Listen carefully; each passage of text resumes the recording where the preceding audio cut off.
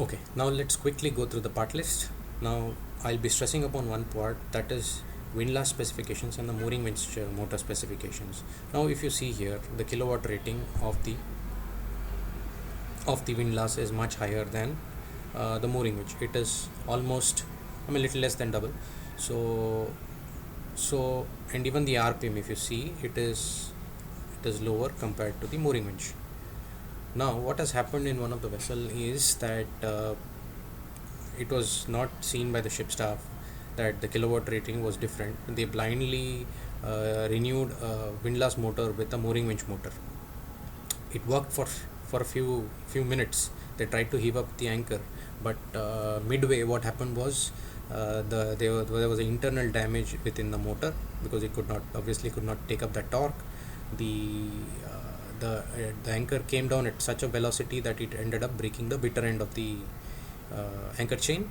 Vessel lost the anchor. This happened at Fujairah, and what followed was there was dispensation taken from the flag administration, and the vessel had to sail without a starboard anchor to the next convenient port where it could pick up a new anchor. The anchor costed a bomb to the company, and there was a lot of commercial losses, and and the headache that the vessel had to, and of course the risk that the vessel had to bear for the next voyage. So that is one thing which I would like to tell you. Just go through the part list, just check the ratings of the mooring winch motor, windlass motor, because you have very little time when these things go wrong, and you might not see these small things, and it may lead to a major disaster.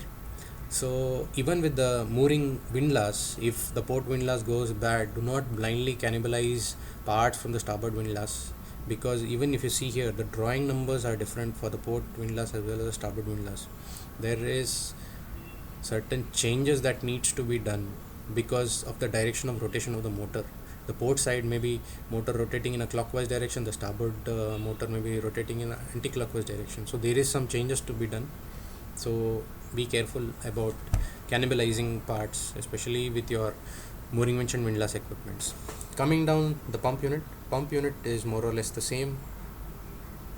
Little bit of 37 kilowatt. This is a motor actually. Okay. Every hydraulic system will start from a reservoir, and there are two sections in this, that is the outdoor part and the indoor part. Now we'll talk about the indoor section. The indoor section usually is in your forecastle. There is a reservoir here with Visga 68 as the hydraulic oil, and here there is the filling cap or the replenishing cap where you fill Visga 68 or whatever your hydraulic oil is being used on board.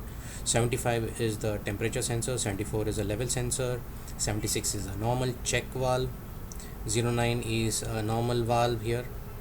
Okay, here you will see that these two are the written lines. 32A is the solid line. Solid line is drawn here. This is your written line, and 25A is also your written line, but these are from the drains, various leakages which can happen in the hydraulic system. Those leakages come in this through this written line. There is a filter and a check valve just adjacent to it. 77 is a breather. Now from the from the reservoir, please watch this video till the end for a correct understanding of the system.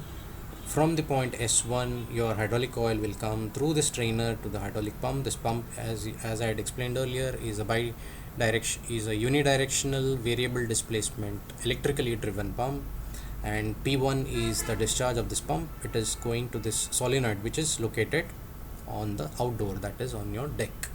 Now what is the purpose of this direction control valve? It is basically acts as helps you to get a redundancy in the system, that is from the hydraulic pump number 1 you can operate number 2 windlass. Also you can operate number 1 windlass from the number 2 hydraulic pump. How does it do it? Before that, what kind of direction control valve is this? This is 4x2 lever operated wedge type, dented type direction control valve. So why do we need a dented type? It is because of the vibrations. It does not let the logic change. So it keeps, once you set the logic, it is fixed by this dented arrangement, and due to the vibration it will not change. Now let me talk about the redundancy, how it works. The hydraulic oil from the hydraulic oil from the pump discharge will be coming here from P to the point A, and then it will go on to this port P. At the same time, there is a small tapping given here, and the hydraulic oil will move towards the left, and it will be blocked in this direction. Now if you want to operate the port side windlass, what you need to do is you need to operate this lever. So this right side logic will be in operation. The hydraulic oil will move from point P to point B, and from B it will come here to the 25A line, and it will move on to the port side windlass. Likewise, the return line will come back. Okay, so in the normal operation, lever is in this position, the hydraulic oil will come here. From this tapping, it will come to this port side direction control valve, but it will be blocked here, so there will be no movement. There will be no movement in the port side system. Okay, so we are clear with that. So let's move on to the next direction control valve. Now I would like you to watch this video carefully till the end, so that you will be knowing all the small aspects of this hydraulic circuit. Now, what kind of direction control valve is this? Yes, this is a 4x2 lever operated. Again, this is a dented tandem center or closed center direction control valve. This will help us either to heave up the anchor or lower the anchor. These logics at the extreme end will either heave up the anchor or will lower the anchor. This lever is also connected to a rod, via a rod, to a remote operated electrically controlled actuator. So this is that actuator arrangement. You can remotely operate this. That system is given, and it is coupled directly with the lever of this lever of this spool.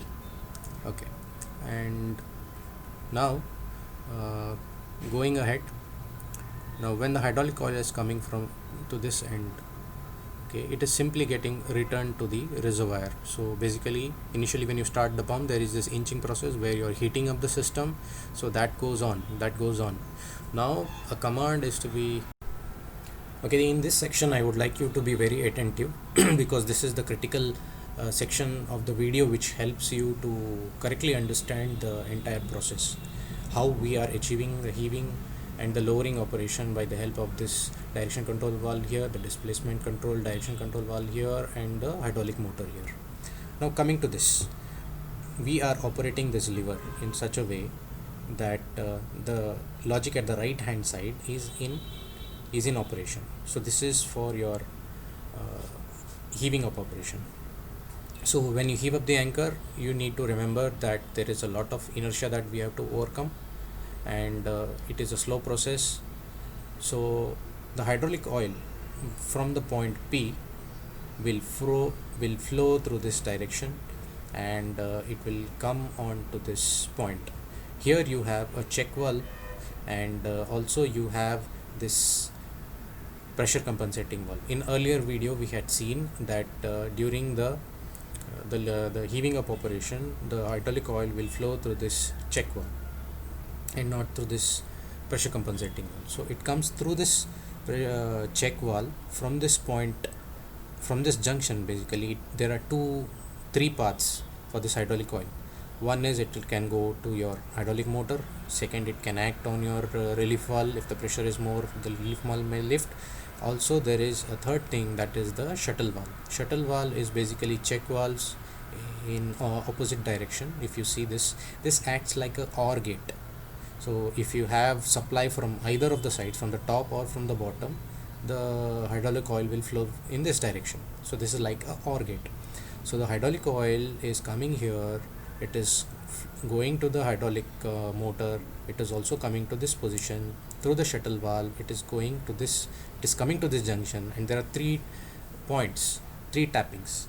One, it is acting to the extreme left side of the spool, other to the point A, and the third is to the point H. I would like you to listen to this very carefully. It is acting to the in three direction of the spool, that is B, H, and to the point A. This hydraulic pressure will keep the spool in this position, that is the extreme right logic. If you see here, H, R, X, Y. So this is the logic which is presently in use. This logic is for low displacement, is for the least displacement.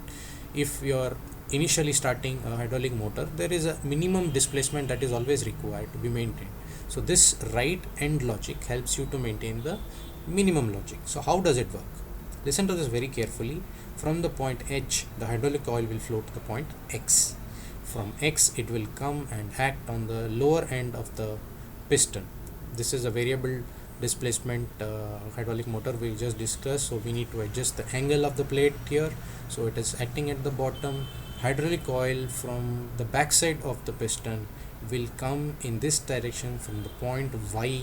It gets drained to the point R here. You can see R here, and from R it is coming to the drain of the hydraulic motor. Okay, so a minimum angle is maintained in the swash plate, so that there is a minimum displacement which is happening. So this is one thing I need you to remember. Now listen to me carefully. The hydraulic coil from this point, okay, after the check valve, I said there are three directions of the flow of oil. So one we have already discussed. Second is to the relief valve. Now if it exceeds, it will lift, otherwise it is okay. The third is it will act on the suction of this hydraulic motor. So you are aware that during lifting and anchorage there is a very high amount of inertia which this system has to overcome. So when the inertia is high, what is going to happen? The pressure of the system is also going to be very high. So this pressurized oil from the discharge of the hydraulic pump will come here. From this junction it will come in this direction, and it will act on the point C. What is going to happen is this. What is going to happen is that the hydraulic coil from this point through the shuttle valve will come, and it will be acting on the point B, H, and A again. But this time the pressure from the left side, listen to me carefully, the pilot pressure from the left side from the point B plus the spring tension will be higher than the point A, pressure at the point A. So what is going to happen? If the pressure is high here, the entire spool will move to the right direction. So this high displacement logic will come into picture. Now you are lifting an anchor which is at higher inertia, you need larger displacement to overcome it. So this logic will be in use. So how will the hydraulic oil flow now? If this comes to this extreme position, the hydraulic oil will straight away move from H to the point Y. It will act on top of the piston. The drain from the bottom of the piston will come down, and from the point R it will go to your hydraulic motor and it will be drained. Are you clear now? So this piston will move down, you will get a larger displacement, and you are able to heave up the anchor. Now let us go to the other condition, that is you are trying to lower the anchor. When you are lowering the anchor, the logic at the extreme left is in use. Hydraulic coil from point P will move diagonally, it will come here, it will act on the relief valve, and from this point it will act at the point C. It will come down through this check valve, it will act at the point H, it will act at the point A, it will act at the point B.